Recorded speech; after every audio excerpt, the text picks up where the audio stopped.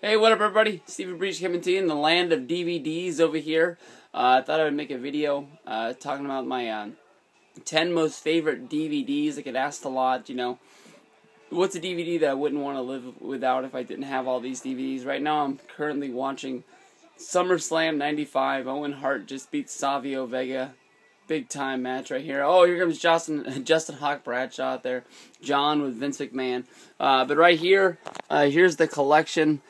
First DVD that I picked I couldn't live without on it is the Bret the Hitman Hart. This is the Best There Is, Best There Was, Best There Ever Will Be collection DVD set.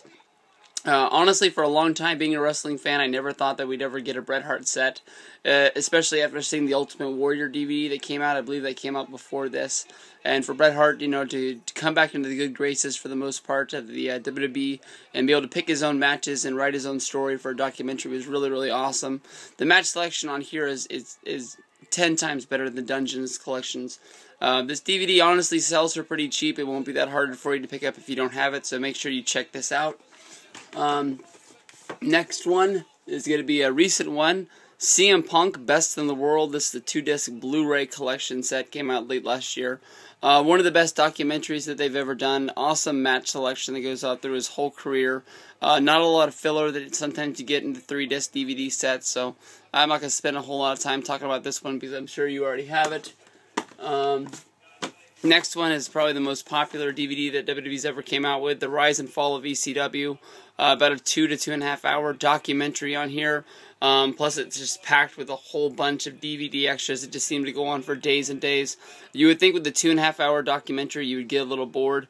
When I was watching the 25 Greatest Rivalries, I thought it was a good overall set, but when I got into the top 10 I had to kill it and wait for another day to watch it to finish it off. But this one right here is a must-have. Like I said, this is probably one of the most popular DVDs they've ever came out with, so it's not that hard to find if you don't have it, but you might probably already have it.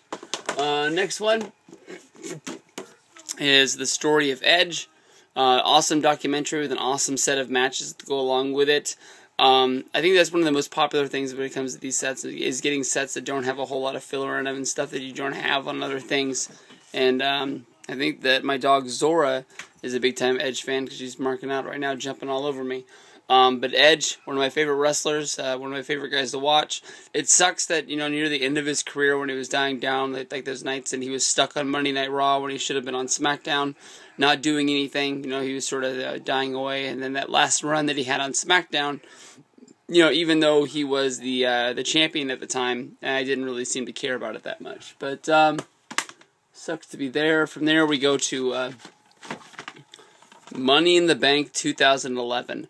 SummerSlam 1991 is one of my favorite pay-per-views of all time. I say that's my favorite, but this might be honestly right behind it. This has a great card all the way top to bottom.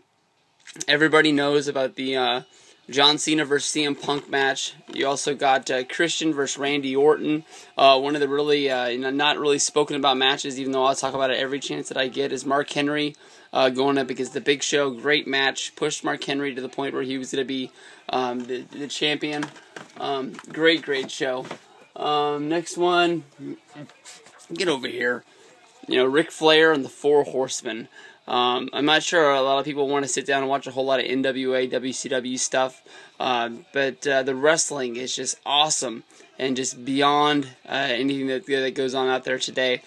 Ric Flair and Arn Anderson, those two guys are they're top notch when it comes to wrestling. They're first class all the way, and I love this documentary. In my mind, this is the best documentary that WWE's ever came out with. Match listings is second to none, probably because of the fact they never knew. They probably knew they were never going to make another 4 Horsemen DVD. Arn Anderson's not going to get his own DVD. Tully Blanchard isn't going to get his own DVD.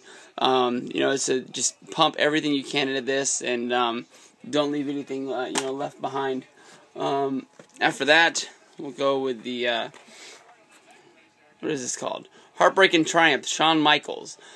This is, when it comes to Shawn Michaels sets, they don't always really give us the best matches. They just seem to put a whole bunch of stuff on there, but at least this comes with the documentary. This is what put it above everything else. If you break it down to it, Heartbreak and Triumph, and what's the other one called? My Journey.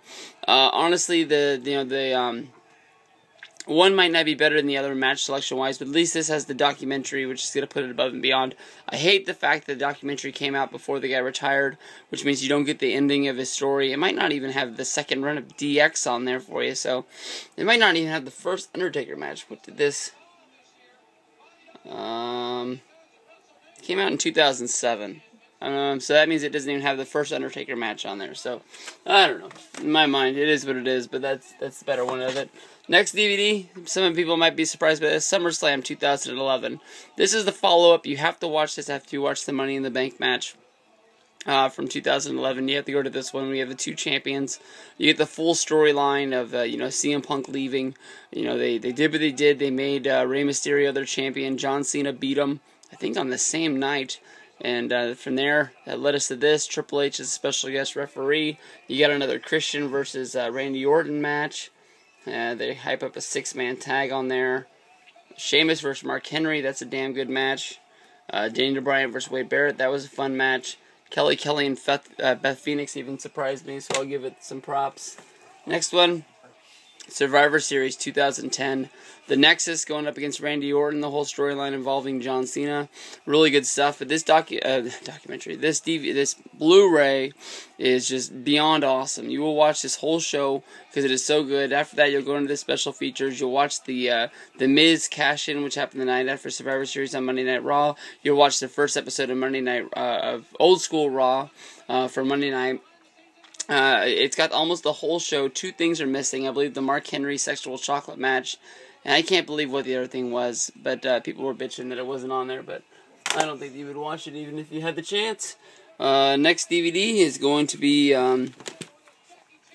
the true story of WrestleMania. This is just an awesome documentary.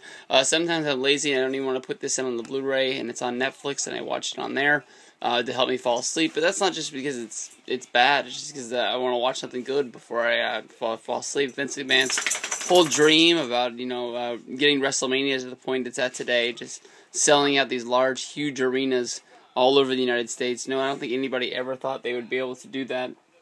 And just awesome set of matches to go along with it. And 1, 2, 3, 4, 5, 6, 7. I think that's 10. If not, call me out on it. But those are the DVDs that I can't live without. Everybody have a good day. Hopefully you guys got all those. Let me know what you guys need, and we'll go from there. Peace out.